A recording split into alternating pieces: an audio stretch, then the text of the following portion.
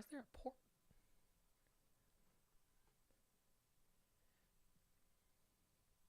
Keep talking, go North. I'm keeping talking on mine. Oh. I went away. I'm back. And I'm back. Hooray, the chat is waiting for new messages.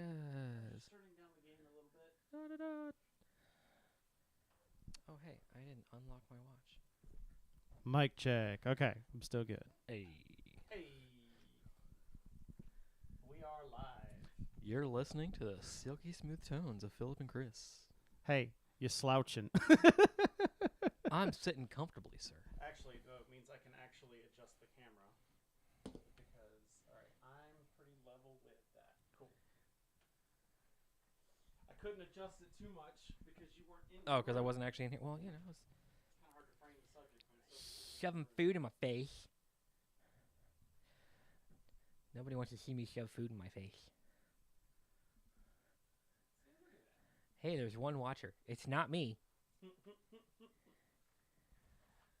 Although I could have. Although I should have. Coulda, woulda, shoulda. I should have left my computer on team viewed into. No, because Team View is for personal use only. That's personal. I don't know what you're talking about. I'm personally offended. I'm personally flatulent. And you're stuck in this tiny room with me? That's what the fan's going. That's why it'll just get over to you faster. All right, I got to send out reminders. Tweedledee. Boom. Boom.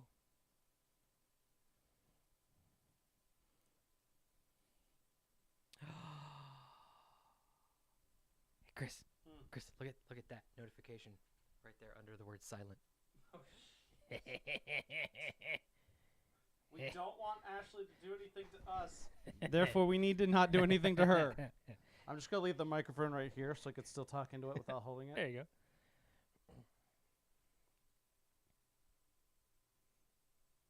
This is the one downside of not having the mic stands on. Oh yeah, you gotta. So you had joked about dual wielding. Yeah. In airsoft. I contemplated bringing over everything I've currently bought. Oh no. So I basically have a Stargate setup. And because we're live and people don't know the context, Phil decided to celebrate his birthday this year, and he is going to have an airsoft party. Hell yeah. It's going to be great. Because Chris and I have known each other for so long that there have probably been times when Chris has looked at me and gone, I just want to shoot you. I just want to shoot you so There are probably more times where I've looked bad. at you and not wanted to shoot you. It's probably a toss-up. Just like, Every time I send a message and you don't respond, I just want to shoot you. Non-lethally. every time we talk to our friends, like, man, it's annoying how Philip doesn't respond to messages, and I'm like, I know. I've talked about I want to develop a ping app that'll text you, Slack you, Discord you, Facebook message you, all with the same message, because sometimes you'll respond on one but not on the other. Depends on what we're actively working on. Depends on if I'm awake. That is true. This was my day off. Tomorrow I got to do stuff. Today I had nothing on the docket. No, you don't, Hoser. You don't. I could turn up the white balance on there so That's that right, you and you won't.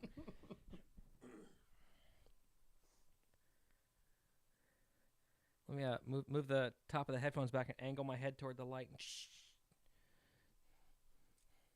fry out the camera.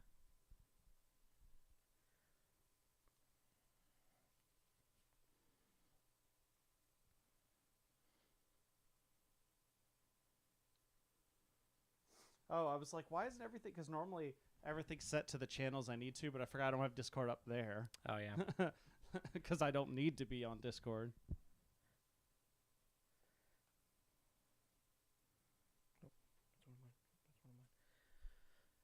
Did they send you a tracking number for that stuff? Yes, they did. All right. Yeah, it is. It is. We are gonna get manscaped. Nice, because I'm due. I am too. Waiting. Yeah, I've been. I'm looking a little gruff, and I'm like, gotta hold out. Because I had that stuff charging, and then like maybe a day later you sent me that message about all the sizes and Manscaped stuff, and I was like, okay, well I'll wait. That was like what, a month ago? It was right before Christmas. Right before Christmas. Okay, yeah. Actually, hold on. I can tell you where it is exactly because my shop app picked it up. Ah. In transit.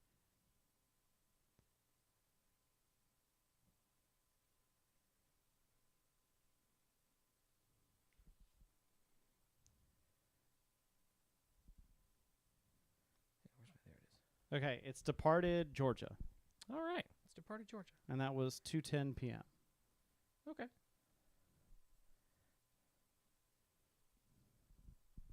Oh right. I was actually so this thing right here, when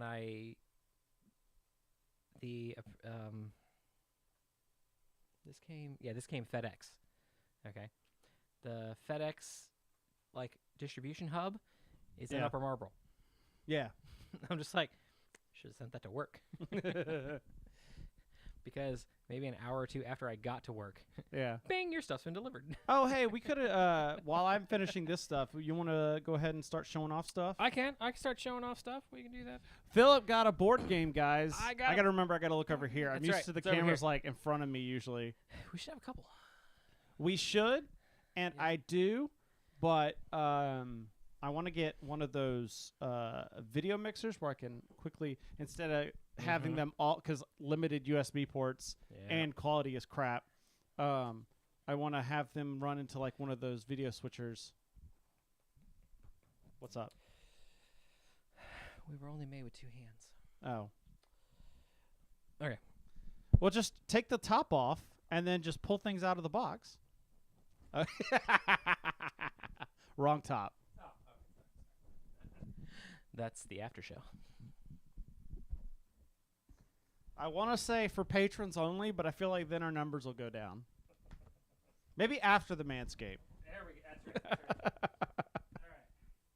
All right. Holy crap. That is a box, ladies and gentlemen. This man. is Deep Rock Galactic. The video game, the board game. Deep Rock Galactic, the video game, the board game. Danger, darkness, dwarves. And for, so, iPad for comparison. Those 40K says hopefully you won't post the Manscaped episode. Oh, we are posting the Manscaped episode, sir. On our OnlyFans. On our OnlyFans. Actually, More like no, he said his I mic. just put it down. He put it down because he only has two hands, and we don't have our mic stands all set up. We don't, but that's okay. That was the iPad for comparison. Well, once I finish posting this, I'll hold your mic for you. Okay. Yeah, this is. And it came with the expansion Goo from Above. Oh, I thought that said God from above. No, Goo from Above. It's got, oh yeah, it's, and yeah, Deep Rock Galactic, the video game, the board game. Because while there are mechanical differences, you know, because it's a board game, it was damn near just playing the video game. And yeah, that's right. You've actually played this. You didn't just get this. Oh no, didn't just get this. Yeah, we You got it what, like Thursday? yep, it popped in on Thursday, went over and played it on Friday. Oh, got a mouse pad. So one of the options. So now your board game enhances your video game. Exactly. And it also came with the a play mat, the game mat, which See, is really that makes sense. which is really just the cardboard game board that's in the box, Right. in playmat form. Right. Yeah. That's what you tend to do. When a game comes with a game playmat, that's what it usually does. Well, there Like I got the mat for Blood Rage. It's the cardboard map, but just in play. yeah. just because I have limited experience with so like the tiny epic games Yeah. that I have, like those are just you play them on a table. There are no boards, Yeah. but the game mat gives you an area to play. Oh, in. those the executive producer level gives you a game mat. Well, no, the game mat was extra. Oh. Yeah. So this and these are some beautifully sculpted miniatures. We're gonna. Whatever. Too much. Double micing it. Now I'm like one of those like interviewers where it's like, all right. Okay. And like you gotta. There's vacuum. There's so. Here we go. 5 years later. So you said that and then it stopped. Come on. There we go. Ooh, I see player boards. All the terrain tiles. These were. I see double layered player boards. I am Yes. intrigued. That was an upgrade for Kickstarter. Like a stretch goal. Stretch goal Kickstarter. Yeah, so you've got your double layer player boards of your 4 characters. Hey, it actually shows up pretty well. Oh, yeah, it does. Right there. I, of course, was the gunner. See the gunner. Yeah, Big ass mini. because guns. guns. The The cardboard board. the cardboard board. Oh, hang on, there it is. Which was actually, Hey, I could use that for BattleTech. yeah. I mean, it's hex. Hey, Mike, we should use these for BattleTech. And I mean the game mat maybe 1/4 inch bigger on each side. Oh, okay. I mean That's usually one of the benefits of the game mat is like, oh, we blew up the board. yeah, no, but it's like just the reference guide for all of the enemies because there's a lot. It's cool stuff. Punch outs. I see game trays. Punch outs and stuff, and stuff fell out of place. It happens. And then minis. And then minis. So many minis, dude. So did all 3 of y'all get it at the same time? Yes. We're thinking it's alphabetical shipping dates Gotcha. because I was first. Well, I didn't know if anybody. I mean, I know most of y'all went all in. I just didn't know if the tier levels, if there was any difference, and if that changed when you got the game. I don't think so. The big so like I got the mouse pad. Mm-hmm. I think we all think we're remembering correctly of there was an option for instead of having cardboard tokens for a lot of the like ammo and all that kind of stuff. Like acrylic. Yeah, there was acrylic plastic stuff, and I was like, I want the mouse pad because it's gonna have cool artwork on it. And you'll were probably like- use the mouse pad more than the Yeah. more than the board game. And they were like, well, we all have mouse pads. We'll get to play. I'm like, okay, yes, that's. Yeah. Don't leave the game tray on. How glary is that? Not that bad. That's pretty good. All right. Yeah. Yeah, just don't tilt it all the way up. But I think yeah, it's actually pretty good. Different minis and 3 different. So like, there are 18 of these little grunts. There's 3 separate sculpts. Oh, that's cool. We're trying to put them away. Also, this was if I'm remembering right, this was a very speedy Kickstarter, right? Because this is campaign to delivered within a year. Because wasn't it like March? I want to say it was like February or March. February or March of last year, yeah. Yeah, so within a year.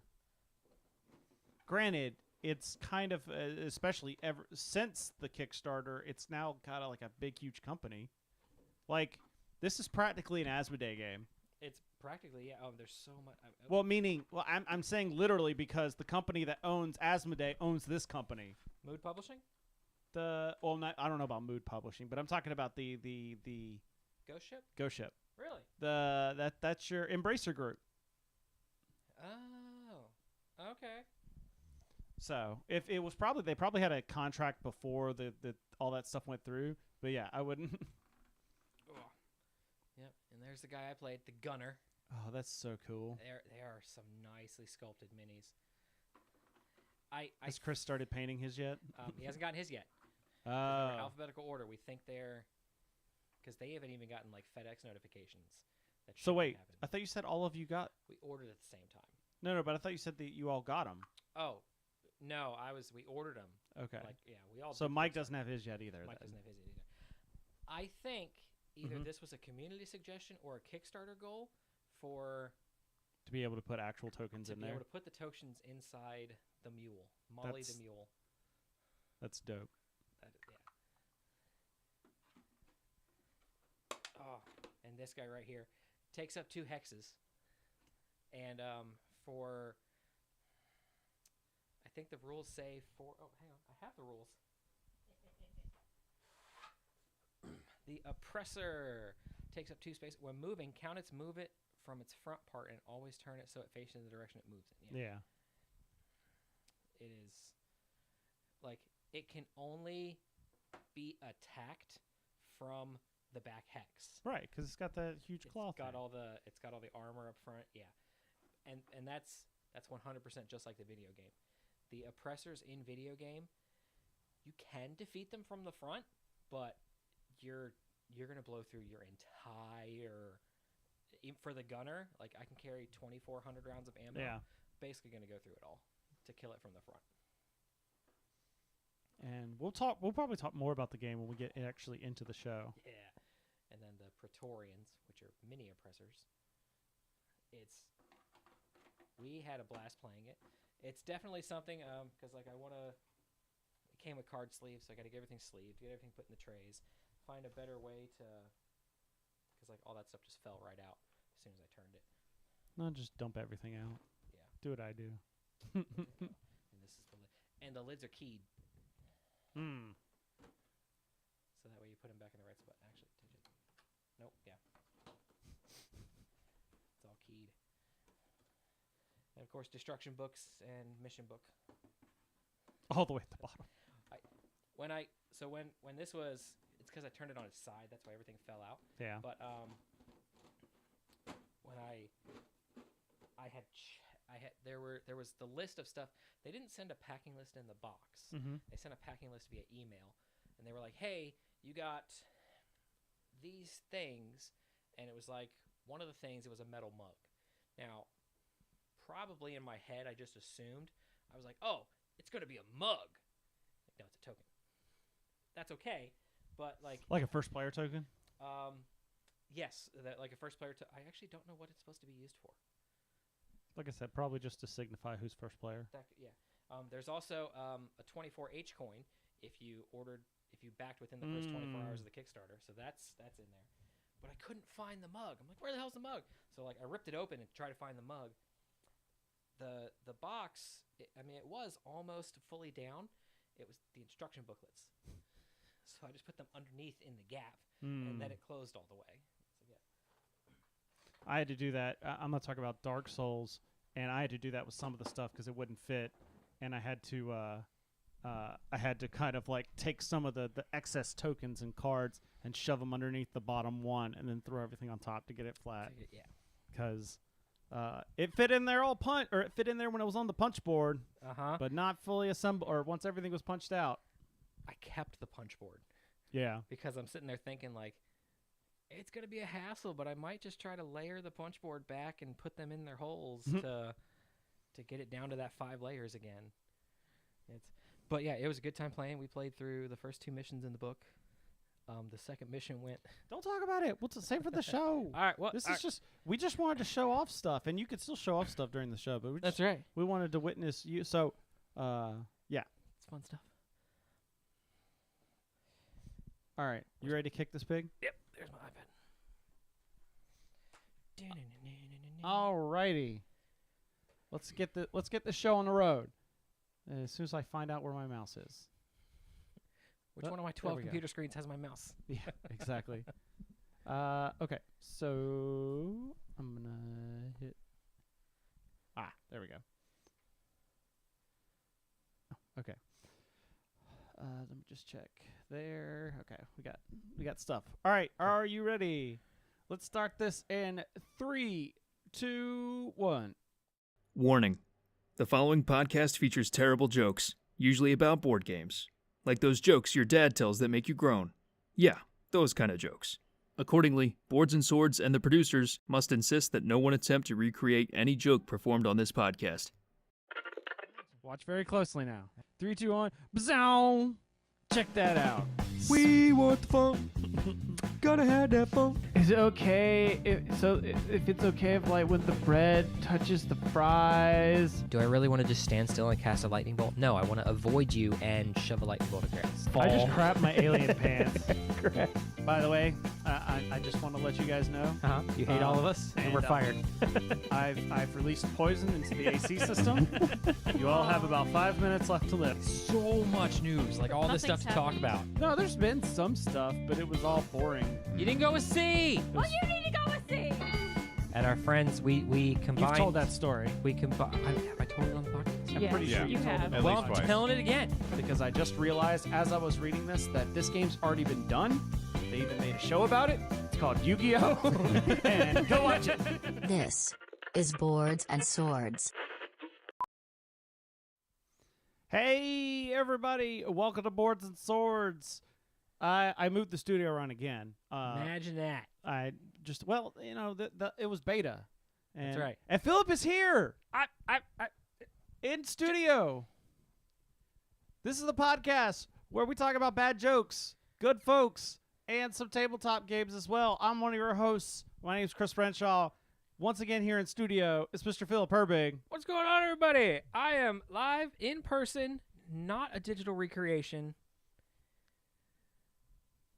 Lots of Yay! lights. Hi to Terry B. Crafty. Hi, guys. I've been listening to your podcast for all the first time I've caught the stream. Yay! All right. So glad. Welcome to the show. Hope always- we don't scare you away with the visuals. Probably. I think it's bound to happen. So, yeah. So, you know everything's still in place because we're holding the mics. We don't even have the mic stands. Although, like I said to you, I've seen other podcasts talk about this, and there's just something about holding the mic versus it just being there that, like, you're just more energetic into the microphone. It's like a comedy show. Yeah, it does. It is. I just gotta stop. Moving your hand on moving my hand on the mic. But let's get stuff started. Let's talk about some news.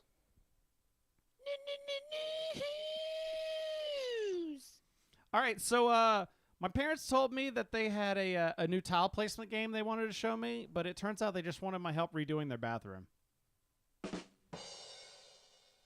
So Thunderworks Games announces Dawn of Ulos. How you say that? Ulos? Either Ulos? Ulos or Ulos. Ulos? Maybe. You lost? You lost, bro? Hey, you lost the game.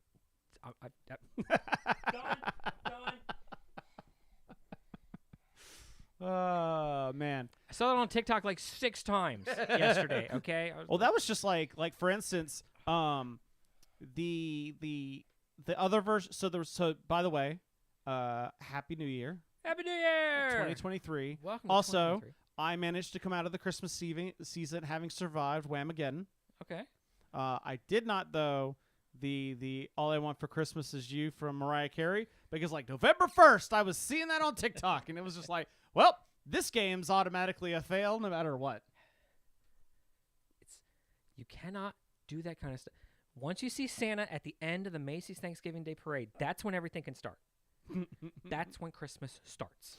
Nah, I don't know. I don't think you know what you're talking about. And January 6th, that's when you take your tree down, because that's the 12th day of Christmas. So there are some companies that no matter what they do, they're going to end up in the news segment, and Thunderworks Games is one of them. So these are your cartographers people. These are your role player Okay. people. So they announced Dawn of Ulos, a fantasy tile placement game, so think like Carcassonne. Okay. For release in Q3 2023, otherwise known as Gen Con. Mhm. It's an economic tile placement game. They set all their games kind of in the same world, and it's got the same artwork, which is amazing. Players set in the world of role player and cartographers. Players will compete in a game among the gods of the Planarverse as they wager on the rise and fall of various mortals. As gods, they will exert divine influence on 10 different fantasy factions, pit them against each other on a modular map. The goal of the game is to earn favor as the world's creator. That sounds pretty cool. 60 to 90 minutes, 1 to 5 players. Yep, it will retail for unknown value. So yeah, that sounds great. That's gonna be a. I guess I will try this at Gen Con. Yeah. All right, next up. If you turned a military surplus store into a department store, would it be called Sears of War? Got him! So, Steamforged Games, which again, this is a company I've been playing their games of, so I've been interested. We'll get to that because we're gonna have a lot of video game talked board games, not video game talk. Although Philip's got a rant, he said. I do. But we've got actual board game talk inspired by video games. We got at least 2 of them to talk about here today. So that's gonna be very appropriate, but also very interesting as well. So Steamforged announced Gears of War, the card game. I think this just happened like last week, like last Friday or something like that. It says 3 days ago. Well, that would have been Friday, right? Okay. So I'm not wrong. You are technically correct. The best kind of correct. The rumors are true. Gears of War, the card game, coming soon. Will you side with the coalition of ordered governments and send Marcus Phoenix and Dominic Santiago into action, or you command the you could play the Horde. That's interesting because you don't have that, like the video games. You don't get that choice. No. Throw frag grenades at a horde of wretches, or bait a corpser into attacking before you strike it down when it's most vulnerable. The choice will be in your hands. All I gotta say is, if there's not an option where I can grotesquely like chainsaw the guy in half with my gun, then I don't want it. I don't think they. All right, I didn't. Oh, click on the source. Yeah, I'm going to the source. I don't know if we got like an actual. All right, let me accept all these things. Okay, we just got coming soon. Coming soon. Coming soon to a theater near you. So yeah, Gears of War, the card game. Looks good. I didn't. I'm actually surprised there hasn't been. Well, I take that back. There was a Gears of War board game. I think Fantasy Flight did. Okay. But I was gonna say I was surprised it's a video game property that hadn't been minted. Yeah. Actually, kind of surprised. Like there was that Halo tabletop game. Like it was like some of the space, and it didn't do very well because it was some random. It was some random person. That's a game that needs some love. Oh yeah. All right. So recently, I thought my friend wanted to start painting some Space Marines with me, but they really just wanted me to go to the gym and lift weights. In my defense, they did say they wanted some Iron Hands. How appropriate. So I got to throw a Warhammer story in here. All right. Games Workshop announces 4 Space Marine Battle Force boxes. So do you remember the picture I sent? It was like giant freaking box. It was like $200. Yes. That had like a whole unit of Thousand Suns. Well, they did some Space Marines, but now they just announced 4 other ones. So if you're wanting to get into some Warhammer and you want to play some Space Marines, this is going to be your shot. So we've got 4 different versions. We got the Iron Hands March of Iron Strike Force, and then we got. Wait, is there a gallery photo? Let me do that. Yeah, here we go. There we go. Yeah, because I don't need. This is a story I don't need. I don't need the text for. Hey, Philip. Another Philip's in the chat. Hey, what's going on, Philip? That's Philip with 2 L's. Philip with 2 L's. So March of Iron Strike Force. So the Iron Hands. These are your guys that like. They're pretty tight with the Mechanicum on Mars. So they're like half machine. Okay. All right. So you see like you'll see like metal bits coming out of them. Yeah, so you can see that's where they got the Dreadnought, and then there's the Tech Priest there that can like heal them and stuff, or 2 Dreadnoughts. That's right, it comes with 2 Dreadnoughts. Oh, and then we've got the Warforged Strike Force. This is the Salamanders. I don't know much about them, pretty much, and that's just they're Salamanders. I'm still getting to that. I haven't gotten to them yet in the Horus Heresy. okay. So, and then you've got, so here's, Salamanders are just like a crap ton of Marines. There you Other Phil says Iron Hands is going to be pretty strong with the new changes and points updates. Yeah, we basically we're about to get a whole new rule set for Warhammer, like same rule set but like new Tweaks. configurations to your army. So like every 6 months or so, it was a little longer this time. They put out like a balance, a data balance. Gotcha. Where they'll balance points and stuff. You've seen this in other games and stuff, but they also will balance like rules.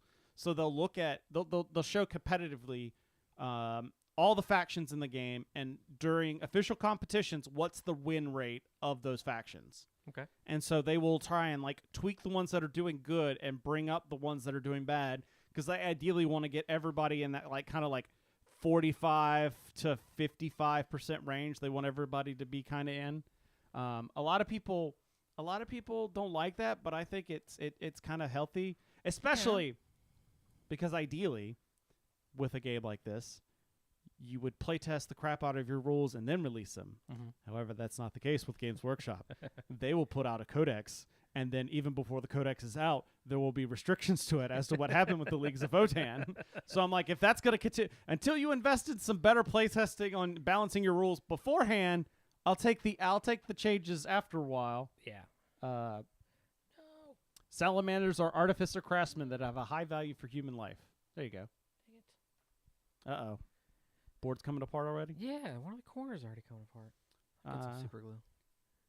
But yeah, so we're about to hit that new thing, and they're tweaking the way you put your armies together. Okay. So before there was all these different ways, like I want to have a battalion where I have like this many troops and this much artillery and this much heavy support or whatever. Now it's just kind of like one big thing. And it's like you get to choose what you want to have in it. Gotcha. Yes, I have seen that they're good with flamer and melta weapons. That's like the one thing I did know. Oh yeah, on the picture of the box, the dude had like a flamethrower. Yeah. Then you got your Storm of Chagoris. Oh, White Scars. These are your biker babes from Mars. Ah. The White Scars, they're all about the bikes. Okay. So yeah, like yeah. There I was gonna say like next picture's with the everybody is personal- on a bike except for Nice. the commander. Although that looks kind of like your Molly back in the background. Oh yeah, it does. Almost. A little ATV. Yeah. And then last up, we have the Scions of Macragge. Ultramarine. These are your Ultramarines. These are your poster boys. I keep seeing there's a video floating around Warhammer TikTok of an Ultramarine getting suited in, Yes. and like, So that's actually an official video that Games Workshop put together. oh nice. That's it's like the armoring of a Space Marine. Uh-huh. Yeah. Yep. So yeah, these are like some people call them Smurfs. These are like your standard space. Like when you think Space Marines, chances are you're thinking of, someone in blue. With you're the, thinking yeah. an Ultramarine. Yeah, if they're in blue, their chances are they're usually an Ultramarine. So, so you said you had a rant. Yes. I just went. No, not yet. Go ahead. Saddle it. I'm Yeah. just gonna say you just heard me drone on about something I like. Now we're gonna get a Renshaw rant about something he hates. Okay. This next story has really been dragged out, and that joke was lame because I've had to make similar ones about the same damn story 3 to 4 times now. Games Workshop announces they're re-releasing Tyranny of Dragons. Why the are you re-released? That is like the worst storyline that they've ever written for 5th edition. 4th release of the classic 5e adventure includes concept art. Wizards of the Coast will re-release Dungeons and Dragons: Tyranny of Dragons, a classic 5e adventure campaign collected into one volume, coming this January 17th. Crap, this means I might be getting it soon if they send it to me like before. Unless they saw my previous post about it and they're like, and maybe they took you not. off the mailing list. Yeah, exactly. Tiamat, the Queen of Evil Dragons, takes center stage for a 4th time as Tyranny of Dragons is heading into stores. This is one of the first 5e adventures originally released as the series of 2 books. Did I say Games Workshop instead of Wizards of the Coast? That's kind of funny. But yeah, this was originally 2 books. Yep. Horde of the Dragon Queen and Rise of Tiamat. And then they republished it. They republished it back in so it came out in 2014. Mm-hmm. I want to say it came then 5 years afterwards. So what would that be? So, well, 19. Is it say on there? Yeah, 19 it 19. came It came back. back in together as one Tyranny of Dragons. Yeah, adventure campaign book. And I reviewed it. I was like, oh, because they said like, okay, we edited it, we made changes. Because here's the thing: the people that developed Tyranny of Dragons, at least the first adventure, and it was better by the second book, but the first part of that book was so atrocious it threw me off for the entire adventure. They didn't have the full rule set ironed out yet. They were given just like a demo of it, and that's the people making the rules were separate than the people writing the game or writing the adventure. So it was awful. It was terrible. It's a great idea, just bad execution. Yeah. That's where like I've even wondered sometimes about like how I would do it better to be on point. But let's see what's this new one. What's this new one say? Oh, that was Mike that pointed that out. That's funny. Latest edition of the book refines the previous volume into a new edition that sends level 1 players off to stop a drag abortion cult of bringing Tiamat into the world. That's the same thing. That's not changing. The Sleeping campaign progresses the characters all the way to 15. Features a new cover, gallery concept art, provide a behind-the-scenes look at the making of the campaign. Yes, that is literally going to be our next story, by the way, Mike. Stop stealing my thunder. So, but yeah, that it's sad because like literally every other adventure they've done has been great. Like what the like. I feel like some of those earlier... I'm saying like a lot. I'm sorry. I feel like the rest of the adventures that came out within that first year or two were really good, and I feel like they were overshadowed a lot because you had this being bad, and then the fourth book was Curse of Strahd, which was really freaking good. So I feel like the middle two were kind of overshadowed. Out of the Abyss, which I didn't really read too much, but it was journeying into the Underdark, and it was kind of just a standard delving. And then we played part of the other one, which was the... We played part of Strahd. We played part of Strahd. We did. Yeah. But I'm saying on the Dirtbags podcast, we actually started the... it was the Temple of Elemental Evil. Oh, I forgot. I think it was Princes of the Apocalypse was the name of the book. Yep. But that was actually a really good book. Yeah. I liked the way it was structured. I like the way it was kind of designed. That's right. That was the one where the cardamom, I the had origin of the sprite. cardamom. Yeah. My sprite, and I touched the guy, and he failed his save. He's like, "Oh yeah, he's lawful evil." Yeah. It was like, we weren't supposed to know that yet, were we? No. That was the one where also like I wanted to get into the actual thing, so we skipped ahead like 8 levels. Okay. Yeah. Like, okay, you guys are going from like level 2 to like level 8 just because I want to get you into the dungeon. Fire! Yeah. Dirtbags going through Strahd would be fun. There's an idea. We did something with Strahd, didn't we? Nah. Oh, you're right. There Remember was there being like a town with a bunch of fog and yes, darkness. Yes, there was a stream. It was a Roll20Con campaign. Yep. We had done a whole bunch of other. I did like an all-day thing of gaming, and the thing at the end was I ran Curse of Strahd. I want to say it was you. It was my friend Ryan. On over Discord or whatever we were using at the time, and I want to say there was somebody else here in studio. I can't remember, but yeah, it could have been anybody. Could have been Mike. Could have been. Yeah. There was a whole bunch of people playing games with me that day. But yeah, you're right. We did do some of it. I feel it's like we did like one encounter. Yeah. Just so it's probably still on the YouTube channel somewhere. But a full proper thing. We'd have to have Jimmy do it, DM it. Because Jimmy's already DM'd a lot of Curse of Strahd. Although Jimmy's the kind of person that wouldn't like meta the crap out of everything. So like somebody like I could run it and he would be fine. okay. Because that's another one I haven't read all the way through. Because I personally bought that one. You can tell the ones that I have read and the ones I haven't because there's 2 that I personally bought. All right. And then okay. We got one last story here, and Mike already alluded to it if you're listening in the chat. You better be careful when you're talking about this next story. I can imagine in the military, if you say open RPG license, then that can mean a very different thing. So, yeah, this is like the story. This was the story to close out 2022 and open 23. Have you heard about this? I have. And I'm actually shocked about that. that So, OneD&D's open gaming license will introduce royalties for biggest creators and prevent third-party NFTs. So, yeah. So, for those of you that don't know, there is a thing called the open gaming license. It's what allows people to make things using the D&D 5e system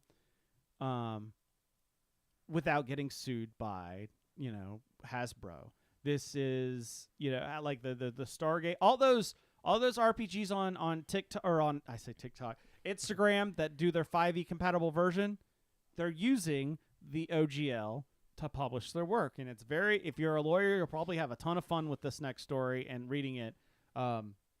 It's not for the timid of heart to read through it, especially if you don't like a lot of legalese, but it says what you can and can't say. Like, you'll see none of the games will say D&D. I even brought this up in a story once. They won't say like compatible with D&D. They'll say compatible with the world's most popular role-playing game. yes. And there was the Pathfinder D&D scenario was like compatible with I don't remember exactly how they phrased it, but it was like compatible with a game. Some of them throw like the 5e in there too. Yes, well, because you can't trademark 5e. Right. It's like a 5e scenario. Right. That kind of stuff. Yeah. Yeah, they'll say like compatible with 5e stamped on the cover or something like that. So, just throwing that out there in case you want to link. What the hell is this OGL? So the OGL also, you'll hear SRD. That's a system reference document. The OGL tells you what you can and can't say or do.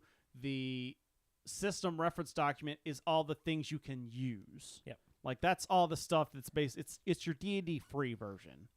Like, you can go look at it even if you don't own a single book in D&D, and that's where I pulled a lot of stuff for my for our Tyranny of Dragons campaign. Yeah. There was like, I'm going through the SRD and I'm like, this isn't in the player handbook. I'm going to use that. I'm going to use that. I'm going to use that.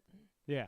And that's like many of the, if you have an app or something that uses or that has D&D stuff in it, it'll probably only have SRD stuff in it unless they've got a license through Wizards to include the other stuff, because the other stuff is not in the SRD, so they can't do it without some sort of agreement.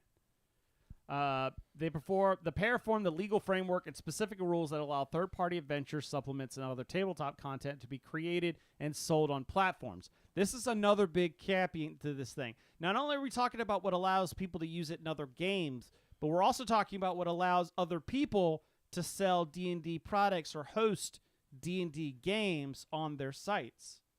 Because, like, for instance, even if, like, say, like, Roll20 has official adventures in their system. Obviously, that requires some sort of license. But say even if they didn't, if they had a tool that helped you make characters, just like we were talking about with the apps, they couldn't include non-SRD content in there. Even like they're governed by what they can and can't post on their website by what's in the SRD. And otherwise, you need some sort of special license. I know I'm kind of running around things, but they're developing OneD&D, which, again, I hope is a code name. But it's also going to be their own virtual tabletop. So because of that, they're releasing a new version of the OGL called 1.1. And because what? It's going to be D&D 1. Yeah. Then it's going to be D&D 1X and D&D Series X. Yeah. And D&D Series. Which is funny because although somebody pointed out that technically it could be OneD&D because D&D First Edition wasn't called D&D First Edition, it was just D&D. Yeah. So this ties in with a lot of. There was another story. I don't know if we covered it on the show where they were talking about. I think we did, because I was talking about how other people are exploiting D&D 5th Edition for making games. But there was a Hasbro executive that said D&D was under-monetized. And this was kind of like everyone saw this and grabbed that quote and like, we see what you're doing. So everything existing that's already out there is going to be as compatible as it has been. So anything that's been created up until this point Okay. will remain under the previous existing because that's the way contracts work. Gotcha. OGL version 1.1, which will take in effect, I believe, in 2024. It will. Let me see if the blog. Let me see. Here we go. Very little will change for those creators who publish free material. Go figure. If you're publishing free stuff, nothing matters. If you're not But making commercial creations will be subject to a new royalty system. Anyone selling their work will need to agree to the license, report OGL related revenue annually if you make more than $50,000, and publish a specific creator badge on their products. Likely blah blah blah. Actual royalties won't kick in until 2024, and only when a creator or business revenue cracks the $750,000 ceiling. So, you might be saying, that's a lot of money. Wizards claims less than 20 entities will be affected, but this article mentions like Critical Role is among them, along with longtime publisher Cobalt Press. Something else to think about. That says business revenue cracks $750,000, not profit. That's right. So if you sell $750,000 worth of stuff, it doesn't matter how much you brought in, Wizards wants a cut of it. Uh-huh. So I have conflicting feelings on this. Because the way it's done through here, I'd be okay making 749,000. But see, again, that's the thing. What if out of that 749, you're only getting like $10,000 a year out of that? You know, between when you got to pay employees, you got to pay, artists, writers, supply, or the actual server hosting. Well, I'm talking like, and then the actual books. If you're making a physical product, then the warehouse costs to store all those books while you're getting them sold. Looks like everything's going drive-through RPG. Well, that's the thing is there's going to be existing agreements with some of those platforms. Oh, you're talking about Like using print on demand. Print on demand. That's not a bad idea. Or a lot of people do that. So a lot of smaller companies will do that. So they're like I said. Yeah, that's true. Alexander says, my feelings are not conflicted. OGL set in perpetuity. That's true. That is a very valid point. That's what I said. I'm not or my feelings are conflicted on the idea. The execution is poor. You can't just go. It's like with politics and stuff. You can't give anybody something for free and then take it away. Yeah. Because everyone's going to scream. Again, well, you can. You can't. Well, I'm saying you shouldn't. No, I'm saying when you do, people will throw a fit. Yes. It doesn't matter what it is.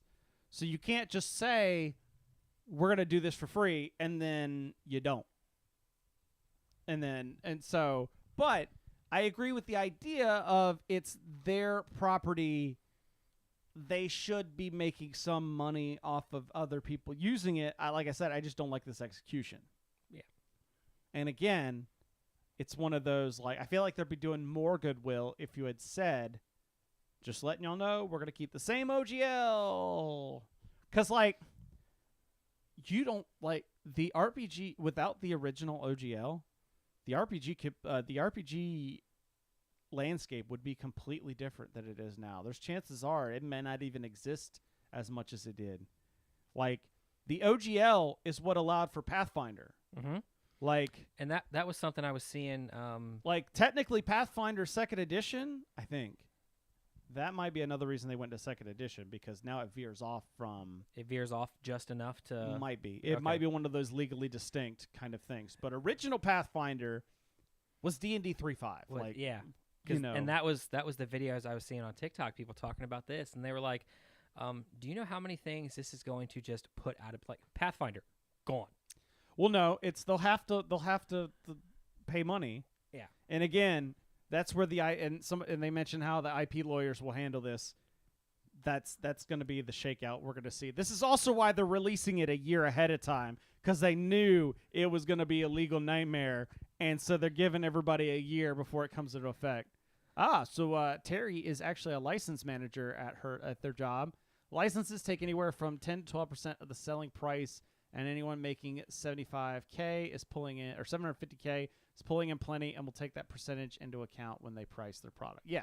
So what'll happen is prices will go up 10%. Yeah. They think they'll be able to better monetize this, but they might actually destroy their own brand / industry. I think you're right.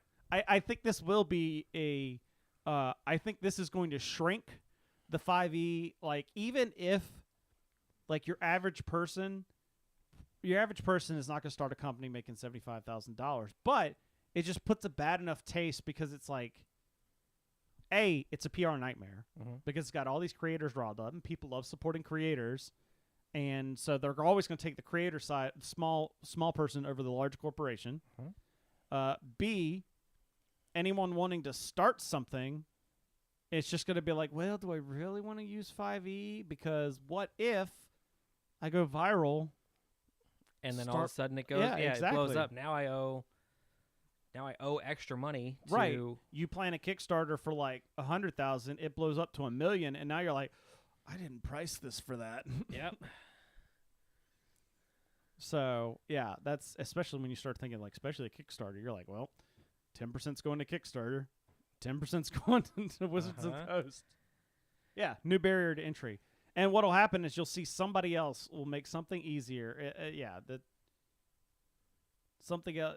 This is what happens when, because I feel like I'm gonna speak the limited experience I have with 3.5 and going into 4, so I could be completely wrong here. But the 3.5 OGL was really open, and that's why we end up with something like Pathfinder. Gotcha. If I remember right, the OGL the OGL SRD for 4th edition was a lot more clamped down because they were wanting to do a bunch of like digital tools that just didn't really pan out at all. And also panned with that was 4th edition wasn't a great system, so that's when everyone flocked to Pathfinder because it was like, this is the game we love. I feel like we're in that kind of age where 5th edition had its heyday, and now we've got into a position where Wizards is on top of the RPG world again. Because for a while, Pathfinder was leading in sales over D&D. Really? It's like the first time it's ever happened in RPGs. Although I in the 80s and 90s, it could have been different because there was a lot of upstarts. But it almost reminds me, now that I think about it even more, and I'm thinking, I'm kind of, this is why it's kind of words just dribbling out of my mouth, because I'm thinking about this now. It kind of reminds me of the Sony Microsoft console wars. Okay. Where you have, during a given age, you will have one dominant player, and the other's just kind of hanging in there, and then it seems to switch each generation. Yeah. Because from my eyes, knowing nothing about the industry, especially the video game industry, what seems to happen is the company gets confident, and they're not willing to take risks, and they just kind of sit on their laurels, and expect things. Whereas the competing company knows they need to make ground, are willing to push the limits, are willing to go the extra mile to get a good product, and that switches. For instance, PlayStation 2, probably I think the stat is it's the most selling video game console of all time. And that was the original Xbox, which was good, but you could definitely say it did not hit the market like the PlayStation 2 did. That's right. They weren't. It was Xbox and PS2. Yes. What was PS1 competing against? Not much. Dreamcast and N64. Yeah, Dreamcast and N64. Which, yeah. So then you had next generation, Xbox 360. I mean, that was an unstoppable force. That was a good console. But PlayStation 3, it was a powerful console, not a very good one. They even like how powerful it was. Yeah. They used it in a few like supercomputers. They would like link them together. The Air Force used it as a supercomputer. Yeah. You remember the show Person of Interest? Yep. Yeah. In order to house the machine, like he's like, "Oh yeah, we bought like a couple hundred PS3s and linked them together. That's where the machine lives now." But then you flip again. Xbox One, The X-Bone. Xbone, and PlayStation 4. A little bit tighter race, Yep. but the PlayStation 4 definitely held the dominance. And then I think it's even closer now. So like the gap's shrinking each time. But you're having this flip-flop because, like I said, and I don't know if it's still a thing, but yeah. Because you got to look at a bunch of different aspects. There's like your price, there's your brand loyalty, console exclusives, Right. which console exclusives aren't really exclusives anymore. Well, it's like more of it's just a like we'll have a time release. yeah, like, It'll be on Xbox for 6 months, and then you can get it on PlayStation or whatever. yeah.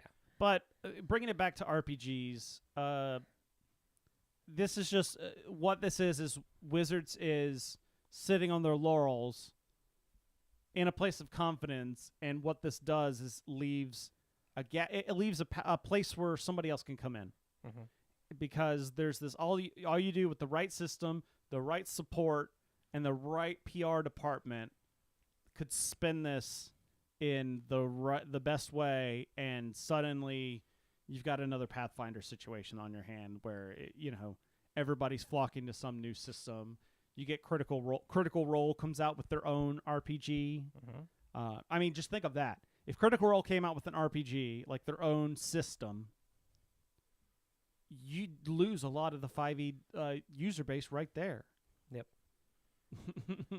Like that has been a huge dominant factor for 5e, and this is the right kind of thing that would piss off someone enough that would be like, okay, well, screw you guys, I'm going home. I'm gonna make my own RPG. Yeah. Gambling and booze. Maybe without the RPG. So yeah, that's the news. Dude, that's Before I hand it over to Philip for his rant, I just want to let you know that this podcast is supported by you, the listener, on Patreon, patreon.com/boardsandswords. We love our patrons so much. I've got dice. I still haven't sent them out because Christmas. I didn't do much over Christmas, or like podcasting wise. So sue me. No, please don't sue me. I don't. don't do that. Don't do that. But we love our patrons. You will get double the amount of me and Philip in your RSS player every month, because all the patrons get a special bonus bits episode. We've been kind of short on them because of the holidays, but luckily, since Philip's off tomorrow, that nobody's in a rush, and we can continue recording and having an episode out for our patrons next week. So yeah, That's if you're right. a patron, you get an episode every week instead of every other week with the normal show. And we talk about we're not limited to the gaming topics That's right. on there. I have a Star Trek question for you that I'm gonna ask. So Oh. remind me about Star Trek if you remember. But yeah, $1 a month is all you need for to go to be a part of to be a part of our patrons. Become a fellow dirtbag. So and with that, all right, Philip. So last week, when I said we were going to postpone the show, I get a text from Philip that just said, "That's okay. It'll make my Destiny rant more relevant." That's right. Okay. Weekly reset is on Tuesdays. All right. So last Tuesday, we started the 5th week of the newest season. Right. All right. For, let's see, so week 1, I want to say in week 2, it started popping up all around all the maps, or some maps. There were these yellow orbs just kind of floating randomly in out of the way spots, but enough Right. to where, you're running around, the landscape, you're like, what is that there? So naturally, we shoot it. Because we just shoot it. Now that primary ammo is unlimited, it's like, yeah, just shoot everything. Doesn't even matter. And they're immune.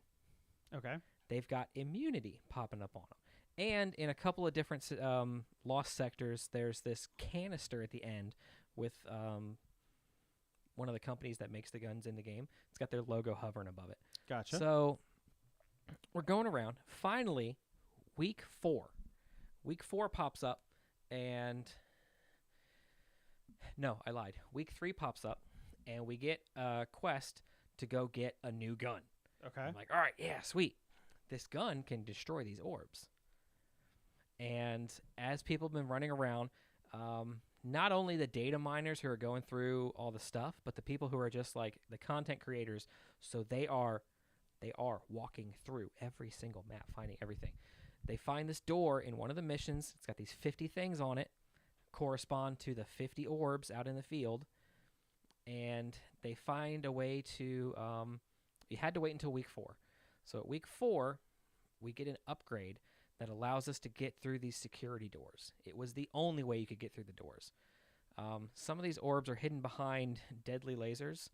Like, no, you walk through it, you're dead. You touch it, you're dead. People found a way to glitch through those. Mm-hmm. So week 4, through the glitch, if you got the security door upgrade, you were able to go through and find all the orbs, get through the door, run to the end, find the prize at the end. So last Tuesday was actually like the official way to do it, properly. So you go through, and like this had been hyped up.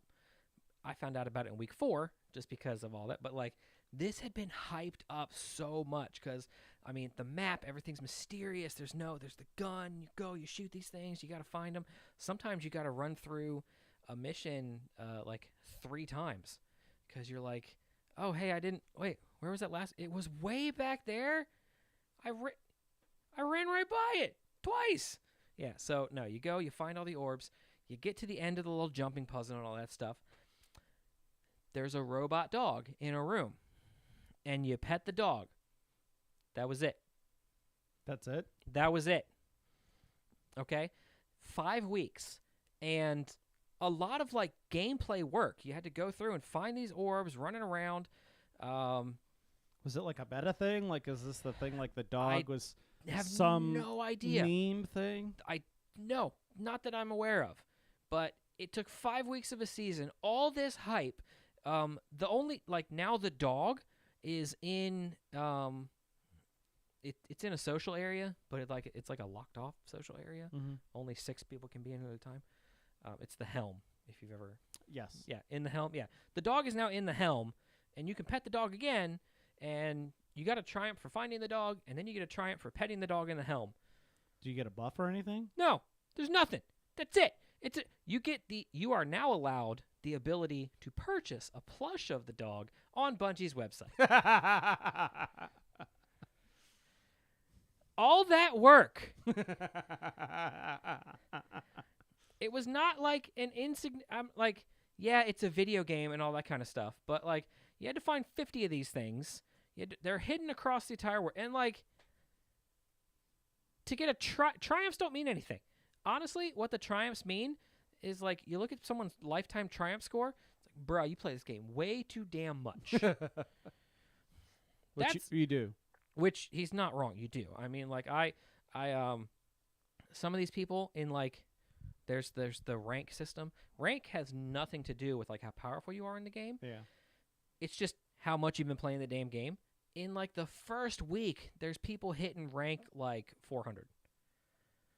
Rank rewards max out at 100, and your average maybe a few nights a week for less than 10 hours over an entire week of playing. I mean, that's where I am at right now. I'm at rank like 60 or 70 or something. So that's a lot of playtime. That's a lot of playtime in 1 week. Bro, get a hobby. Okay, get a different hobby. I was going to say, that is their hobby. Get a second hobby. It was just, I was, mad's not the right word. Mm-hmm. It was just like disappointed. Yeah. Disappointed and frustrated. We're not mad. We're just disappointed. It was like that was a little bit of work.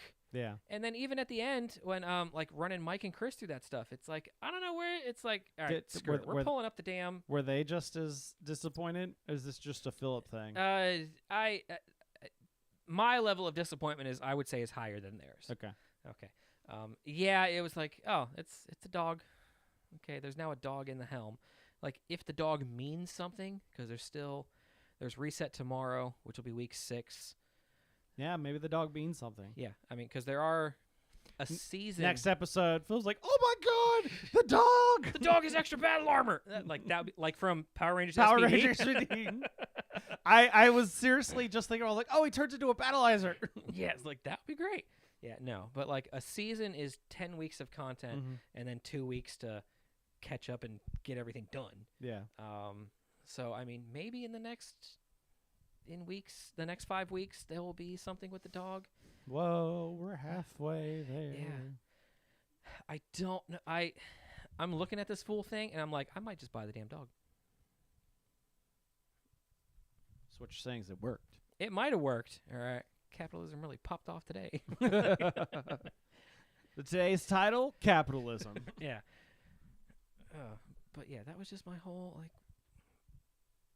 all of that, and the people who had. I know exactly what you feel or how you feel, but I can't place it. Like I feel like I've had this before, where it's like all that work and then nothing. But I can't place it. But because it's also the people who found the glitch. yeah, It's like, oh yeah, if you take a sword with this certain perk on it, and you run at the lasers, you swing at the right time, you glitch through the lasers. yeah.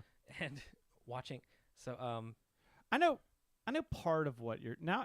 I've isolated part of it. I don't know if it's fully, but I've had those moments when I was playing Arkham Horror, the card game, where the game leads you to think that, or Time Stories happen. This happened a couple times where the game leads you to think that like, oh my god, this thing is really important, and you spend like a lot of time and resources to get to it, and like maybe it means dying a bunch or redoing the game. yeah, And then suddenly you flip the card and it's like,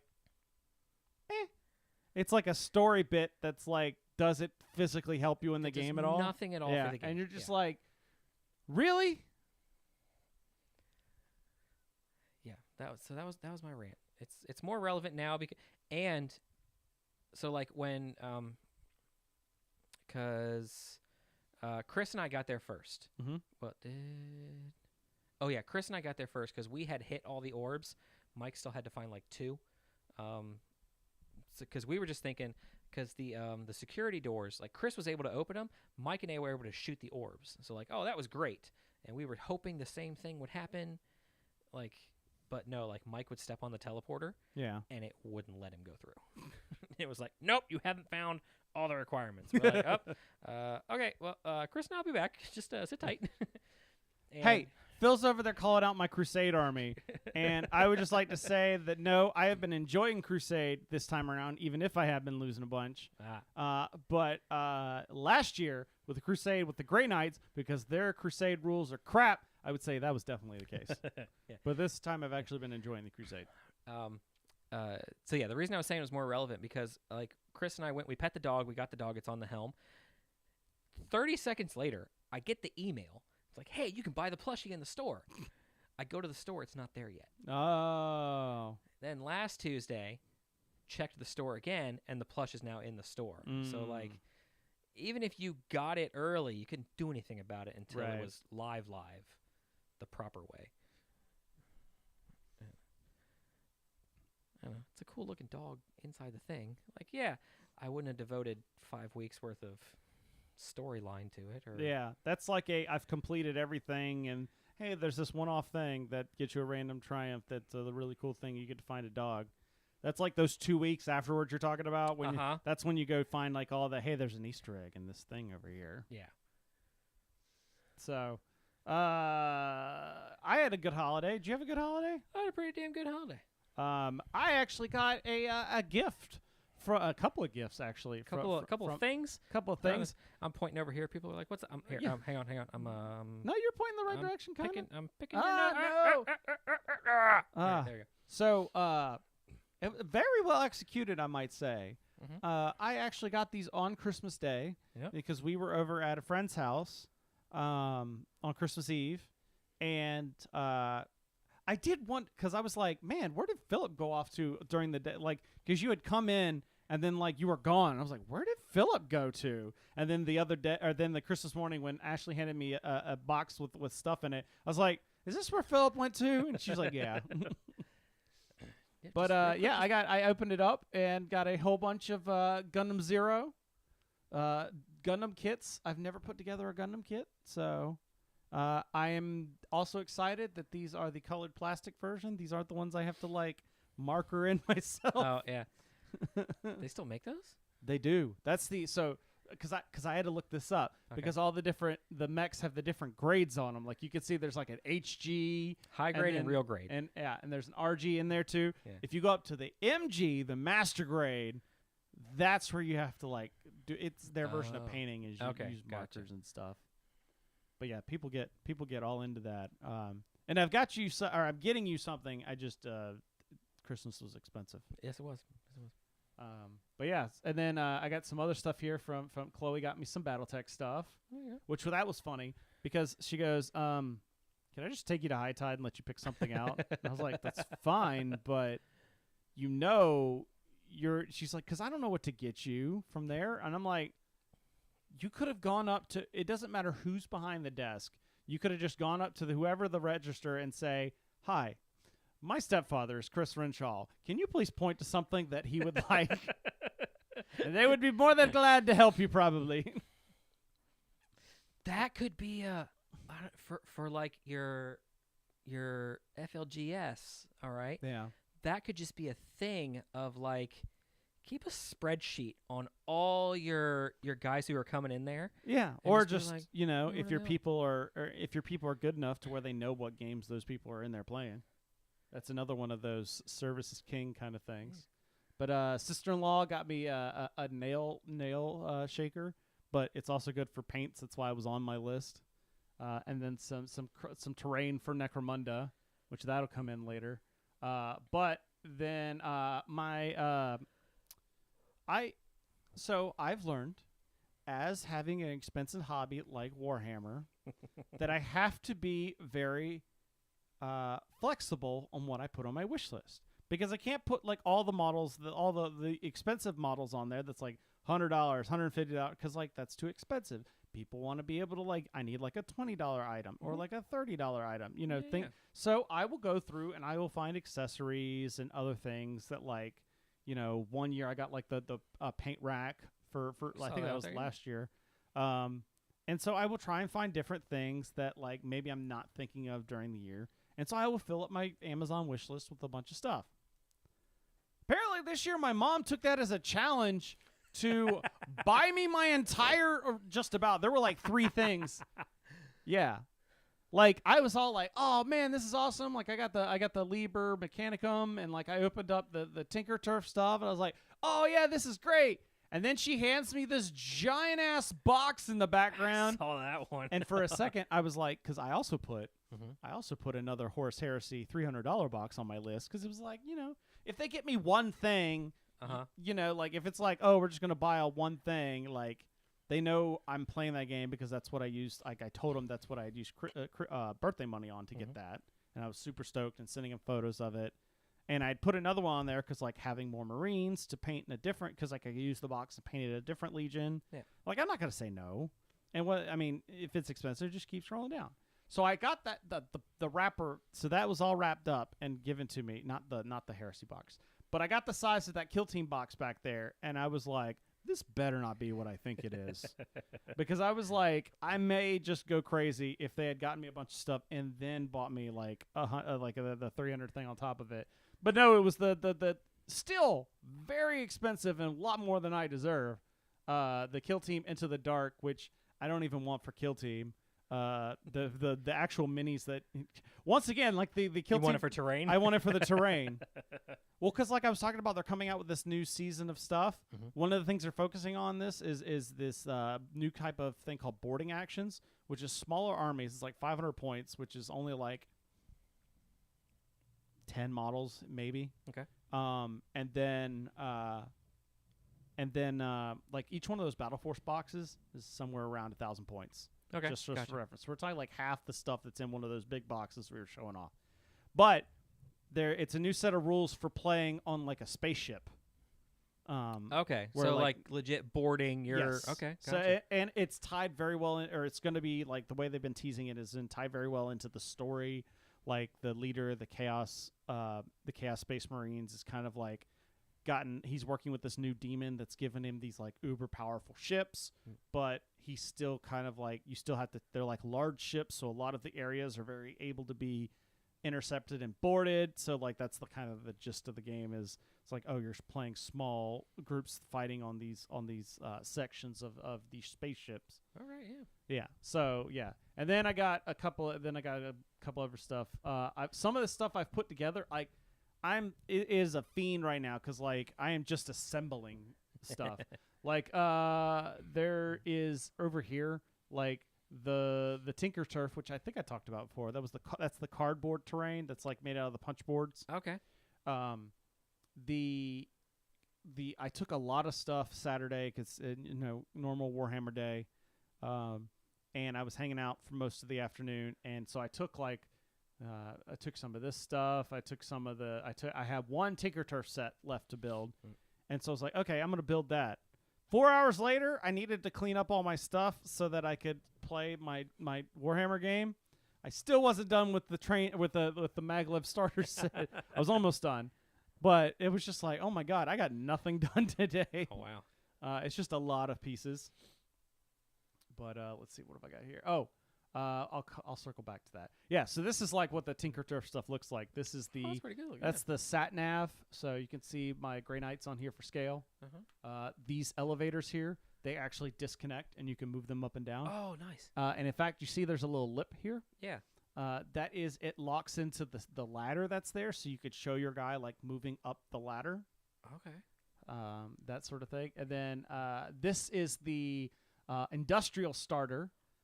So it basically just comes with a bunch of pillars and then platforms, and you can stack. It's like Legos almost. You can like stack them in different ways and reorganize them. And it comes with a lot of stairs and gangways and stuff. Don't know how well this will come in use for actual like this type stuff. Not exactly 40K because that's large battlefields, but like some of the skirmish stuff, like Kill Team could be. But what I really wanted this stuff for was Necromunda. Because that was one of my, I was talking about Necromunda. One of my goals this year is to play in a Necromunda campaign. So speaking of which, I had gotten squats, and I was playing my own Deep Rock Galactic. So like they're squats. They're the Legion of Votan. Yep. They're the dwarves. They're in space Warhammer. dwarves. They just very quick glance. I saw Ewoks. With the orange head cover. Oh yeah, the head. Yeah, I could see that. Yeah. Well, it's also one of the like here. Some of the brims look almost like ears. Yeah, I see it real quick. It also is the quality of the picture. But I managed to. I painted these guys up in like a little bit over. There's like a speed paint thing for the which is weird because I used regular paints. I didn't use contrast. Wasn't very happy with how they turned out at first, and then I did this kind of like muddy wash on them, and they started popping out, and I was like, oh yeah, I like it. But speaking of the squats, I finally got a game. So I got a game in So this is Necromunda we've got right here. Really cool game. Like, so it's based on older Warhammer editions, so there's a lot of like the standard rules of like roll to hit, roll to wound. But you're not rolling like 20 dice. You're rolling like usually 1, maybe 2 or 3. Okay. Because like these guys aren't uber powerful. These are just like, most of them are just generic humans. You're not playing with like Space Marines. Gotcha. And also you're only playing with like 6 to 8 instead of, So it's definitely got that Warhammer connection because Necromunda is a planet in the 40K universe. Okay. So it's like one of the like mining and it's dirty cyberpunk. I kind of like gritty, or I want to call it like gritty or dirty punk. Okay. I can see it. Which that kind of thing where it's like these are the dregs of the working class that keeps the empire afloat basically. And so these gangs are fighting out. And the cool thing about Necromunda is it's built around where you start a gang and then you like level up that gang as you're playing through this campaign. Like one of the options is this kind of like Dominion campaign where you like create it. You get a bunch of cards and write down a bunch of different territories on them, shuffle them up, and like deal them out. And gangs will lay claim to them, and each time they get a bonus for all their future games. as long as they hold that claim. Okay. So then you can like, oh, I'm tired of this guy having this boon. I'm gonna challenge you on your terrain, and then if I win, I now control your territory, All right. and now I'm getting that boon. So we weren't playing in it. This was just a learning game. This wasn't a campaign game, but yeah. But it was really cool because we're like, okay, what mission are we gonna do? And I'm like, let's just roll. And there's 6 of them. Roll a d6. And the point of this game is not, 40K is a lot of just kill the other person and capture these objectives. Mhm. In this game that we had here, it was actually that you have an attacker and defender. So the defender like lays out where they're going to put all their guys, and they also get these 4 loot boxes. In the picture, you can see some of them. I had these, and these are the Tinker Turf crates, because it's like, oh, you're going to place these 4 loot boxes. So I was like, oh, we'll just use these small crates as the loot boxes. So there's, you can see them all. There's 1, 2, 3, 4. You lay them out, and then your guys have to start within like 3 inches of the crates, and then the other player picks a border edge that's their entry point in your exit zone, and they just have to run in, grab a crate, and get out. Like that, their whole goal is just get as many crates as you can before everybody dies. Okay. So it was just like, oh, like I'm playing, I'm like, oh, this is cool, because you're still trying, like I'm still trying to kill but it's just a different sort of game than just like your sole objective is to wipe out the other army. The other, and I mean, I got smoked. I got smoked real bad. I was rolling so poorly. So one of the things with Necromunda is when you shoot a weapon. So Necromunda has a lot of finicky rules. It's one of those games that has like rules for everything, but there's a reason for it, because like Necromunda is a game that its terrain isn't just on the board. Like the game interacts with the terrain, and that's actually what drew me to the game, because it results in people having these very elaborate setups for terrain. Okay. Like for instance, when so you see there's these guys over here on this ledge. Yes. So, in the story, I was able to go over and go to the edge of it, and basically I'm like, there's a guy underneath of it, and I'm taking my gun and just aiming down and just shooting and wailing at him. Well, then there was a guy that was over here. You can kind of see a little bit of a gun off into a distance here, that he shoots this kind of like grav gun at me that was going to like, knock me to the floor. Had I been anywhere else on that platform, yes, they would have knocked me to the floor. However, because I was on the edge of the platform, it didn't hit me. Okay. But because of the nature of the gun and the way the rules work, I had to roll to see if I stayed on the platform, and I didn't, so he fell. Okay. And because he fell, like, this is like a pretty tall, like it's 5 inches, and there's like a chart that's like how far you fell. You take what's this your sort fall damage? Oh no, it's like you take this type of hit. Luckily, my guy is like tough as crap and managed to roll. So this guy knocks out a dude, doesn't kill him. He just seriously injures a dude with his gun when he's like aiming down. But first, the other big thing, the fiddly thing about Necromunda is whenever you roll with a gun, there is an ammo die you also have to roll. Oh. For most of the faces of the die, it doesn't matter. It just shows a hit. Some, like my guys, have an ability where if the die shows multiple hits, it does multiple damage. Not everybody gets that ability. So, like, if I'm rolling, I like that guy there, he gets what's called rapid fire 2. So I get to roll 2 ammo dies, and say like one lands on 3 and one lands on 2. I'm dealing 5 hits to this guy now, assuming I hit with the number roll. With the other, so everybody else would just be. It would just two be 2. hits? Okay. Or no, everybody else would just be. They just roll the 1. They roll 1 die to hit, 1 die to, unless the weapon said something. Gotcha. But there's one face on the die that shows a bullet. Okay. And what that means is you've run out of ammo. Oh. So my guy shoots it, roll the ammo die, gets the roll out of ammo. However, one of the special rules with rapid fire is because you have to roll both. We don't have to, but if you want to get the benefits of rolling both ammo die, it means that when you roll both die, if you get more than one out of ammo roll, because the way it works is you roll the out of ammo, then you do an ammo check to see how quickly you reload the gun. Okay. If you fail, then you're just out of ammo for a turn, and you have to spend the next turn reloading instead of shooting. But if you roll multiple ammo dice, and they both go out of ammo, and you fail both of the checks, the gun is now jammed and can't be used again for the rest of the game.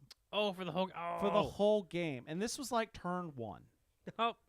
So turn 1, so this is and I say this is the way that this game played out. Turn 1, that little squat there critically injures a guy, gun jams up, gets knocked onto the ground because this is all the same dude. Knocks on the ground because of that grab thing, survives the fall with no damage, only to have someone run up to him and then just stab him and kill him. Because when they rolled the injury, the death symbol came up instead of the critically injured. And so that's the kind of thing where it's like, it's fiddly, but it just makes for these storytelling. Where my leader back here, he gets a special skill, and I decided to take the skill called Overseer, which is he uses his whole turn to tell somebody else to do a turn, even if they've already gone. Okay. So what the cool thing was is he had a guy running up these stairs over here to try and get to this ammo box because these guys were all taken out, and he had already shot him, but my leader got to go, and he's like, shoot him again.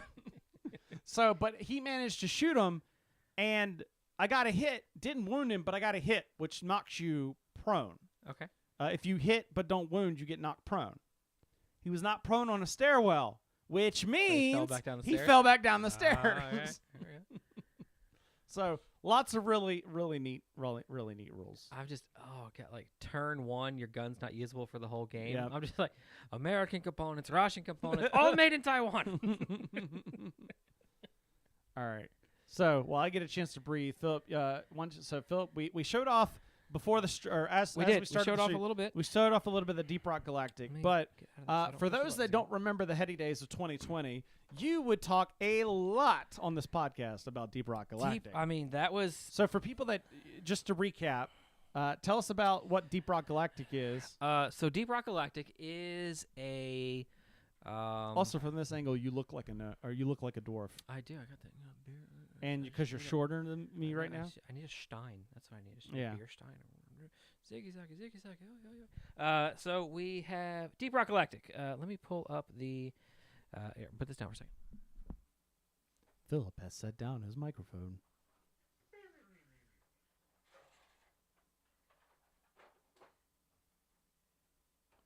So much stuff. There we go. Boom. Danger, darkness, dwarves. So Deep Rock Galactic is a PC or Xbox game, put out by Ghost Ship Games. Pretty neat game. You are up to 4 dwarves on a mining rig orbiting a planet, and you get sent down different objectives. You gotta mine certain minerals and all that stuff on the planet. It's mining. Yep.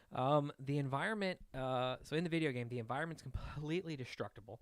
It's kind of amazing. There are multiple different. They're called glyphids. They're six-legged. Here, I'll pull out some of the grunts. But when he says fully destructible, what we're saying is if the cave goes one way and say it makes like a U, and you I don't want to backtrack all the way back here. I'm just gonna plow through the middle and go straight forward. Go straight back to the way we came. It's great. So here, this is. We've got your standard grunt unit. How good is that looking? A little bit. It's a little bit. Blurry outline. So that's your standard grunt unit right there. This is just a Mactera flyer. Grunt with some wings. Right there. Kind of a little different. Yeah, that would actually be. Here we go. Pull up.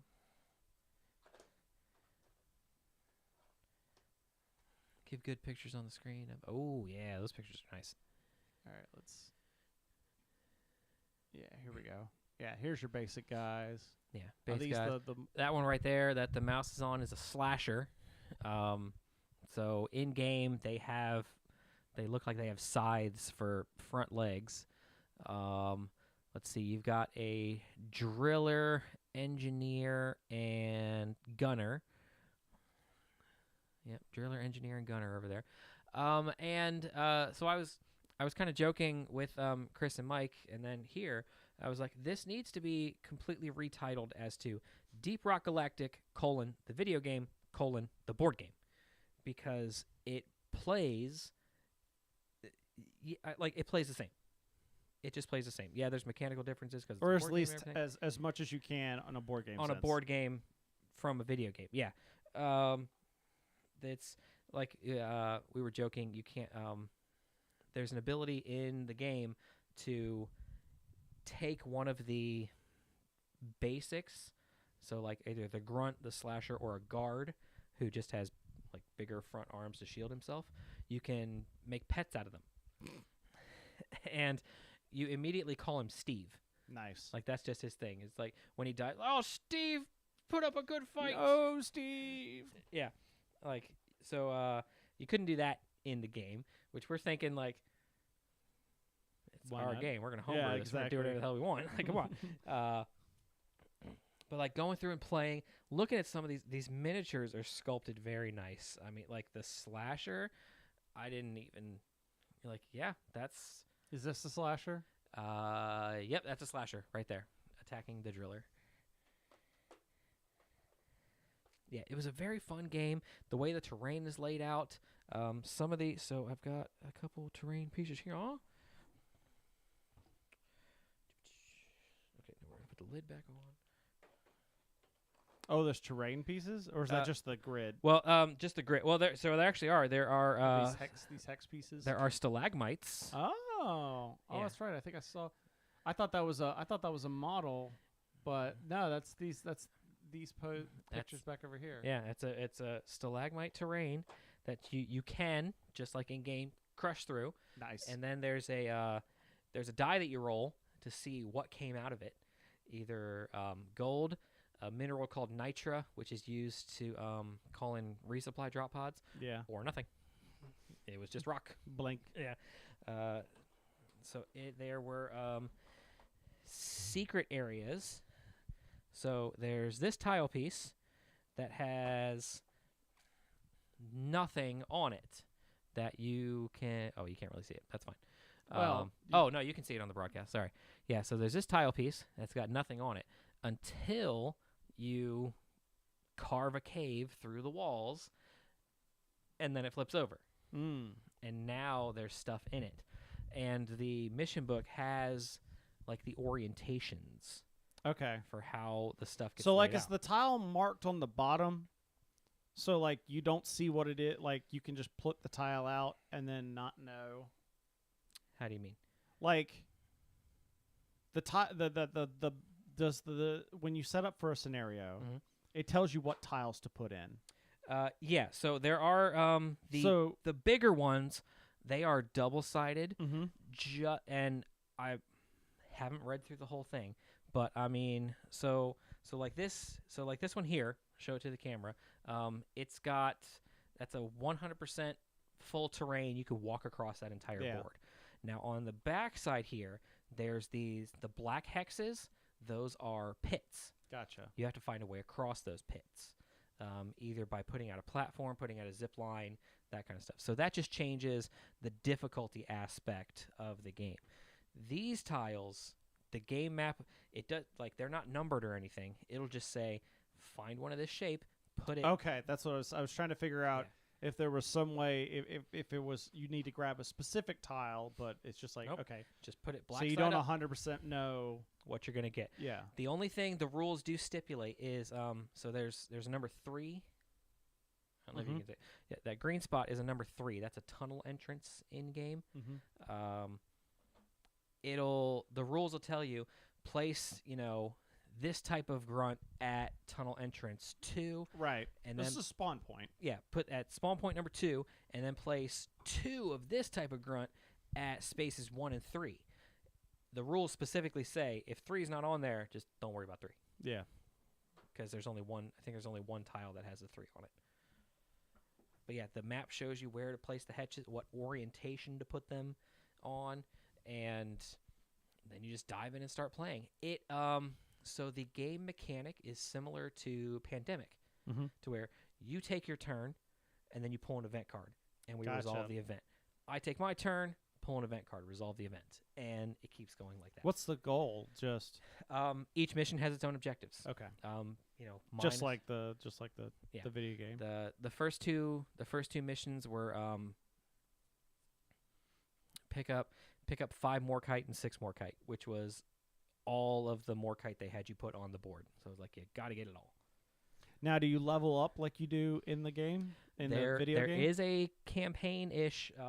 So you can play each individual mission standalone, or you can link them together. Or you can do a link. Yeah.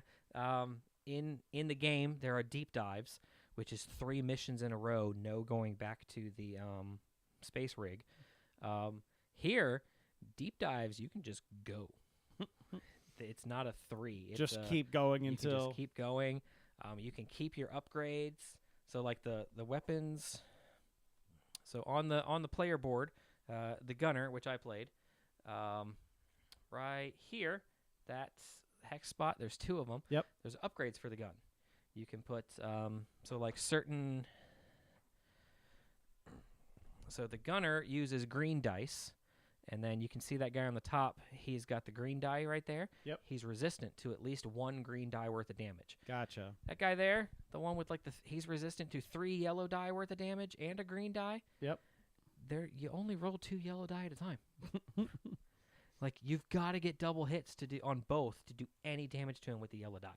So how does that work if he ignores 2 pips basically? It would be. Is that like? Oh, that was only 2. Excuse me. It wasn't 3. It was a white die. That's why it looked very similar in the glare. Yeah, in the glare. Yeah. So like certain they've got. But that's what I'm saying. Like if you rolled, so did the die have like it's got 2 fire symbols there. So like if one die rolled 2 and the other one rolled 1, you'd do 1 damage or something. Only have 1 damage worth of. Yep. Yeah. It's so they like they've gone through. And then there's you get your secondary weapons, and they have there's ammo. So it's like you got 5 attacks worth. One of the great things about the minigun was firing costs an action. But with the minigun, if you take the fire action, you can just keep shooting. It just costs ammo. Yeah, I did that once. Wiped out like a whole tile worth of stuff and all my ammo. It was like, okay, we're safe. We can run for a little bit longer.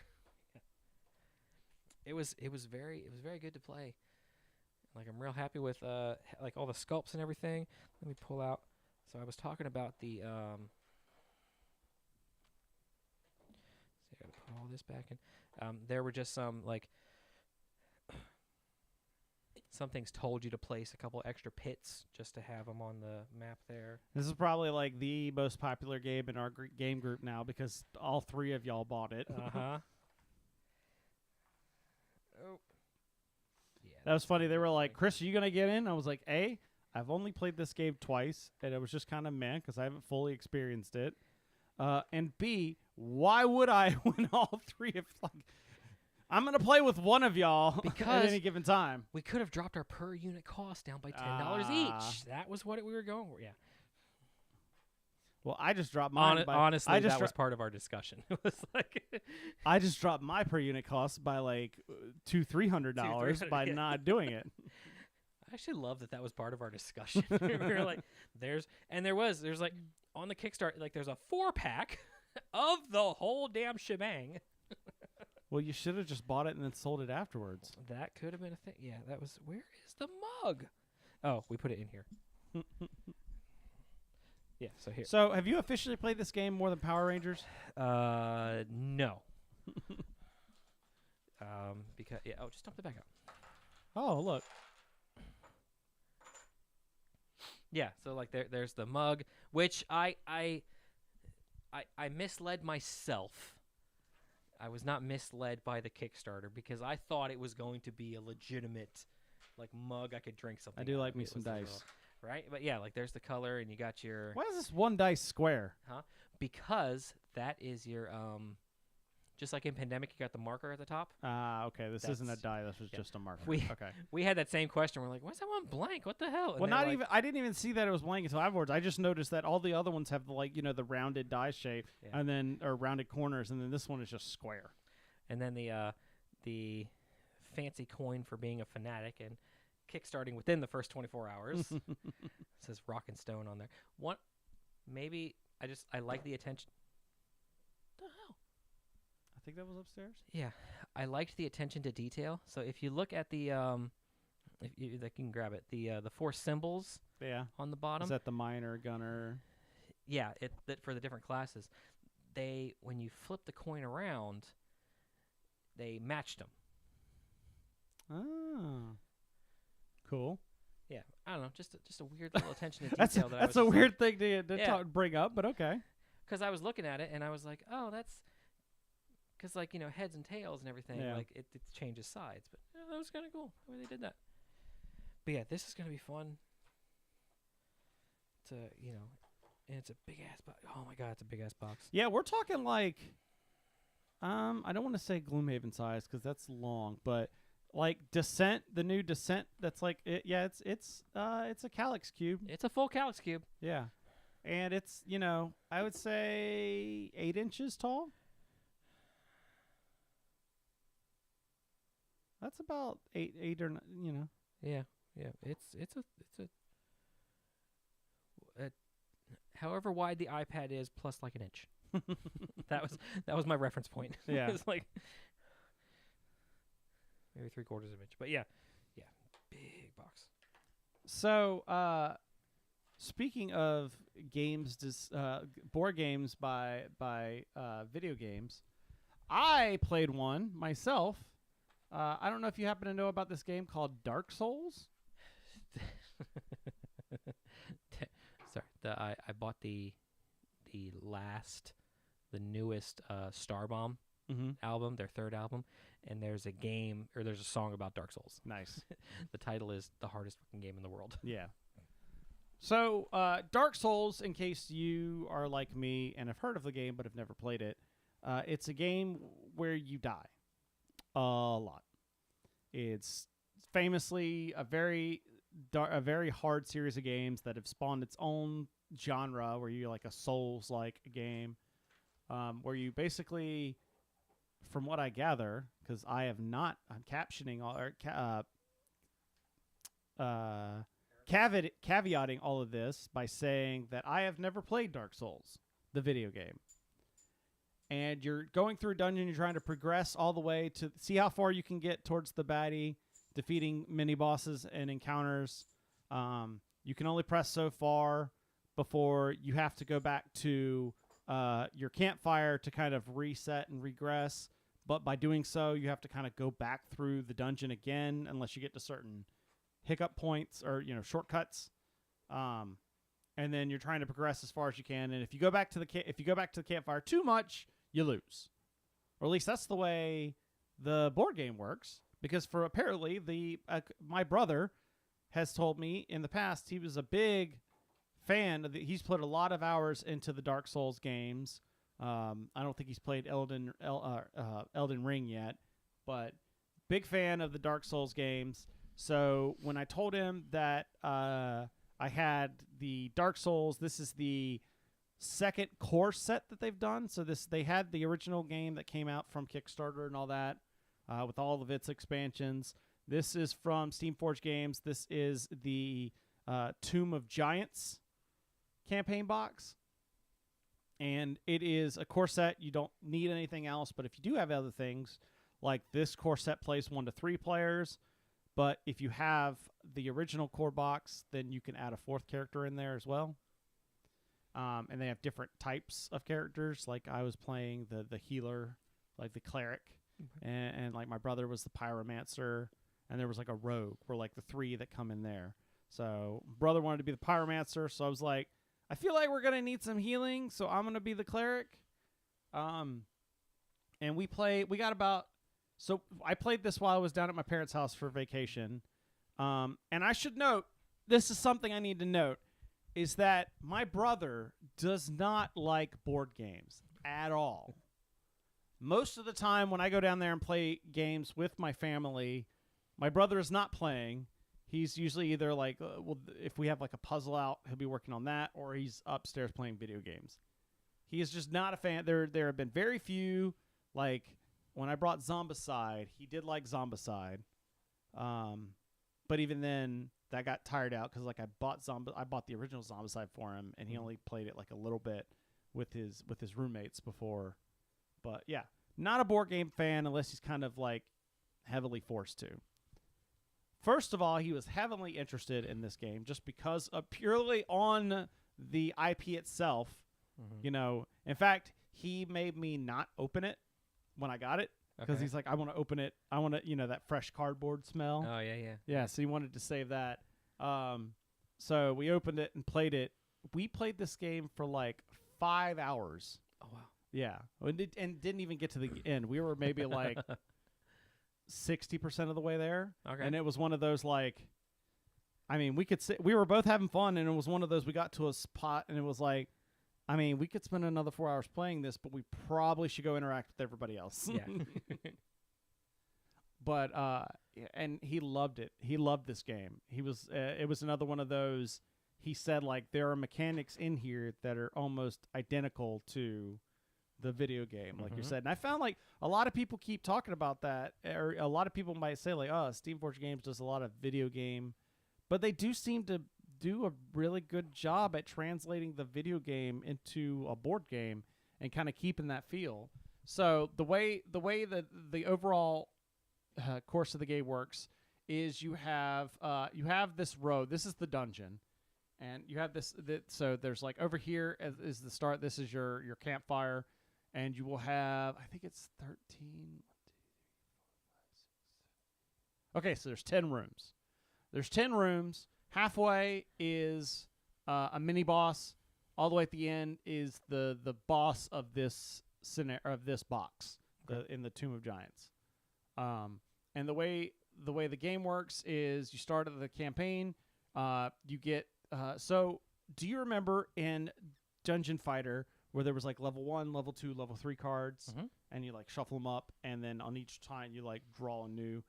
Kind of like that, where there was level 1, level 2, level 3 for the difficulty, and then you would like draw 2 and pick one, and then that gets permanently slot into the dungeon, so that anytime you decide to go back, you got to go back through that room again. Oh, okay. Yeah, so it's one of those things you got to think like, this one might have more benefits, but I'm gonna have to keep doing this one. Do I want to be so?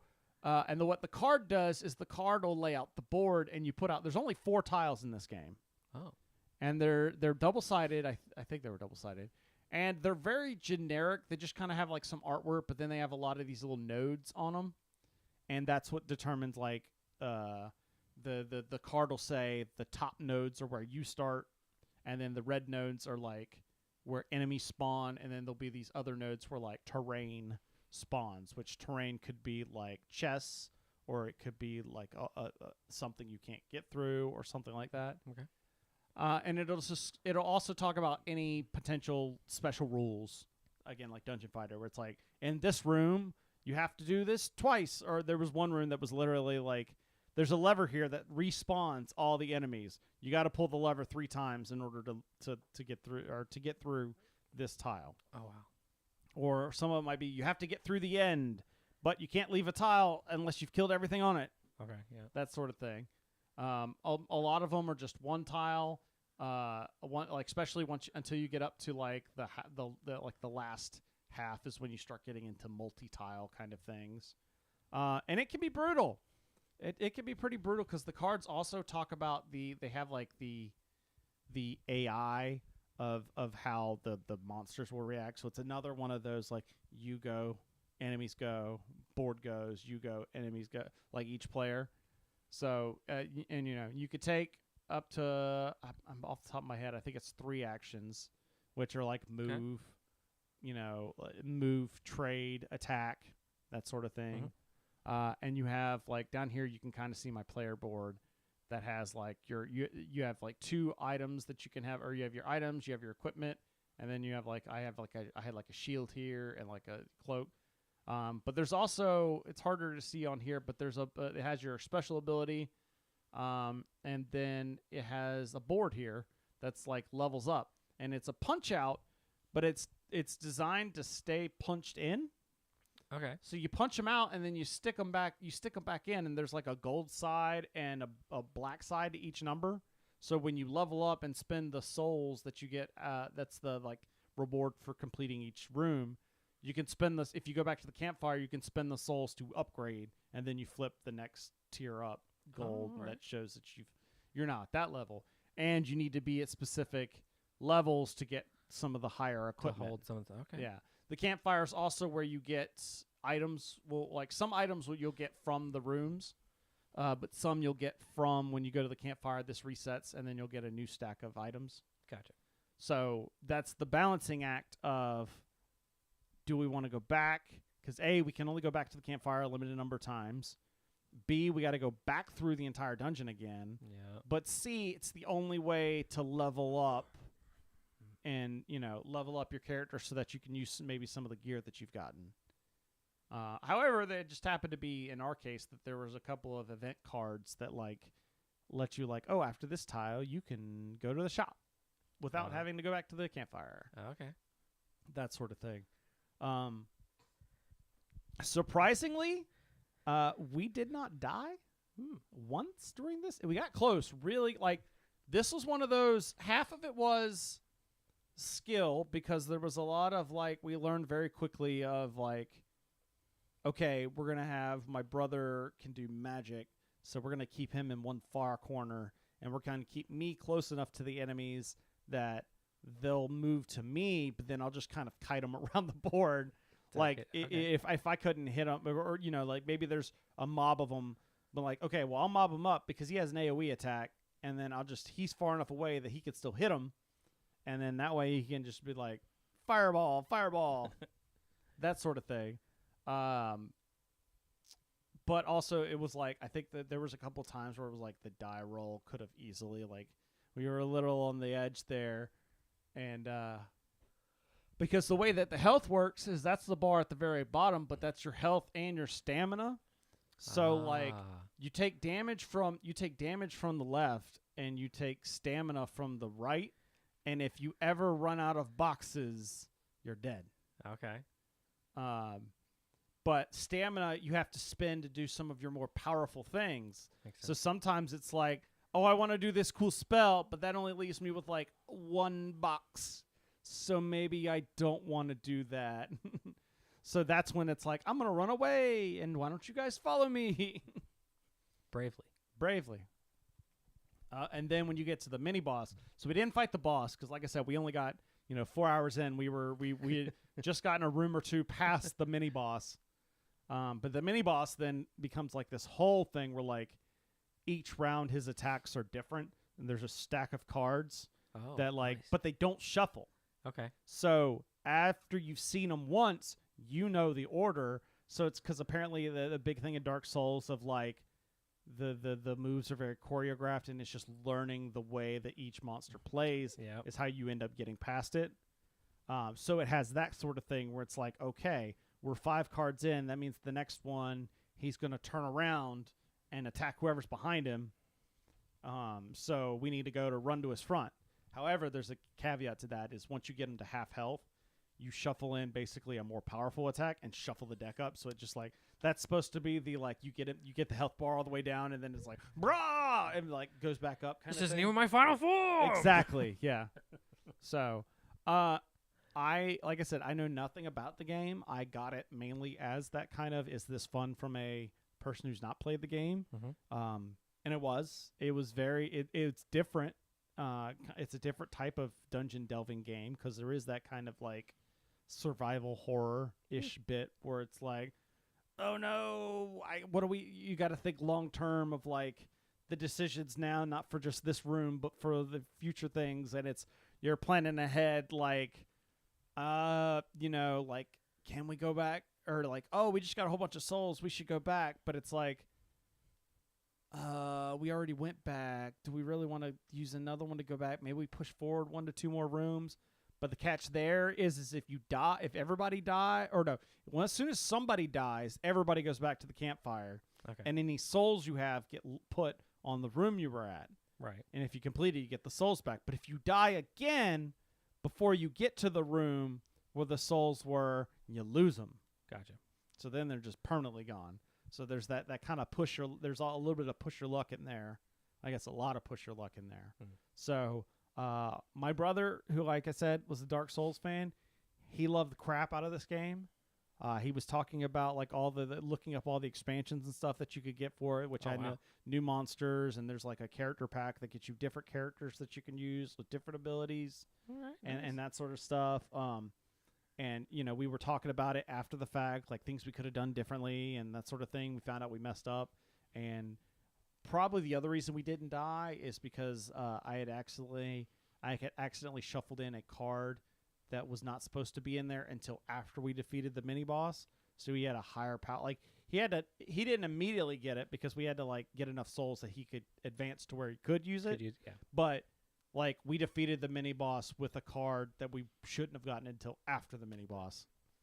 It would have gotten shuffled in. So that could have also been a factor into why we didn't die. But I definitely think 2 players is a good sweet. I don't know how this would play at 1 player, and I think 3 might be. At 3, I feel like there'd be a bigger chance of you dying. Okay. Just because you're clobbering up the board more, so there's less places to move. I feel like 2 is a good sweet spot for this. I don't know about that though. So just go. It was you enemies board, them him enemies board. Yes. Okay. So, okay, gotcha. Yep. Yep. And then after each room, you draw an event card that like usually affects the next room. Okay. But sometimes it's good and sometimes it's bad. It's like 50-50. So you're always like, on like you draw the card and you're like, oh, thank God. Or the chum of the card and you're like, oh, man. Like whenever you do melee, you have to deal with additional damage, you know, like, or their armor value goes up by 1. So like the armor because like you'll roll hits, subtract the number of her armor out of the hits. So like if a guy's got like 2 armor, then you need to roll 3 hits in order to be able to damage them. To do anything, yeah. And it changes based on physical versus magical. They have different, so that sort of thing. So it was a lot of fun. Like I had a lot of fun with it. It's probably gonna be one of those. Like I think I'm probably just after this review, I'm probably just gonna take next time I go down.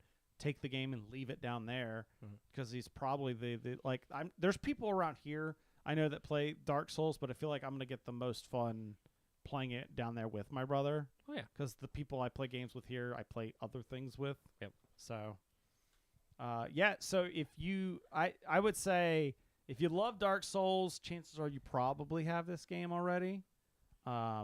If not, I would definitely suggest trying it out.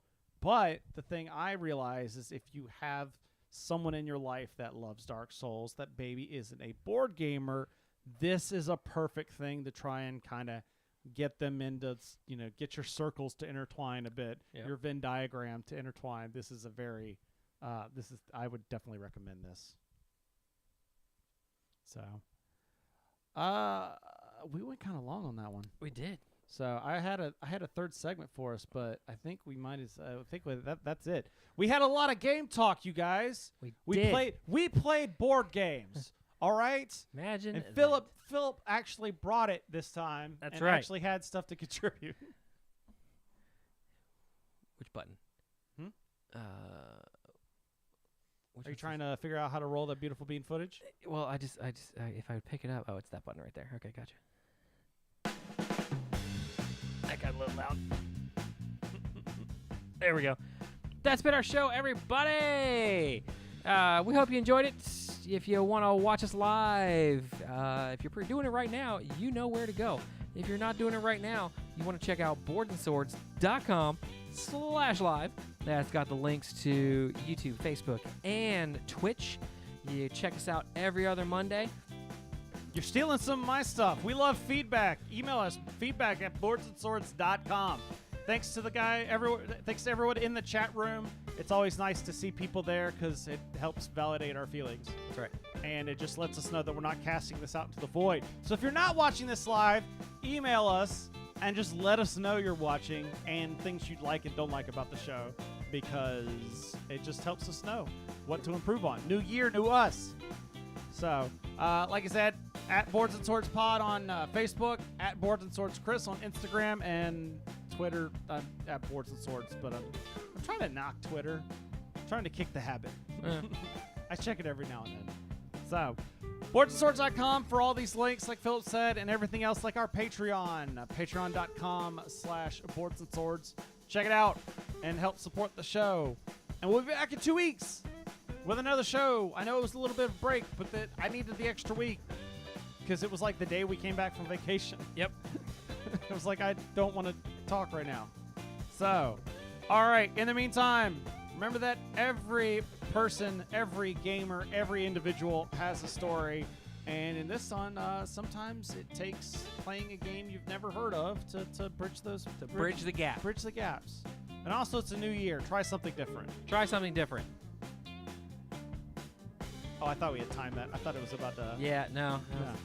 Good night, everybody. Good night.